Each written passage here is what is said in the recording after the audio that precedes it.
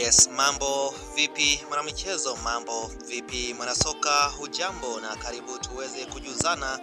zile taarifa mbalimbali za kimichezo ambazo tunaendelea kuweza kukusogezea mezani kwako katika siku hii ya leo, kuweza kukujuza kile cha kimichezo ambacho kimeweza kujiri hivi punde. Bwana msemaji wa klabu ya soka ya Wekundu wa Msimbazi ama semaji la CAF Ahmed Ally katika siku hii ya leo ameweza kufunguka ikiwa ni kwa mara ya kwanza kabisa tangia kwa klabu ya soka ya Wekundu wa Msimbazi imeweza kucheza na Power Dynamos ya huko nchini Zambia. Hatimaye siku ya leo semaji la CAF Ahmed Ally ameweza kufunguka na kupiga vijembe kweli kweli na kuahidi kwamba Power Dynamos hawataweza kuchomoka iwapo wanakuja katika ardhi ya Tanzania kuhitaji kupata matokeo, huku wasisitiza mashabiki wa klabu ya soka ya Wekundu wa Msimbazi kuwa na amani na kwenda uwanjani kwa ajili ya kuisupport timu yao katika uwanja wa Azam Complex hapa jijini Dar es Salaam. Na huyo ni mchezaji ama msemaji wa CAF kama ambavyo tumemzoea katika vyombo vingi vya habari. Na hiyo ndio taarifa tulizosogezea siku hii ya leo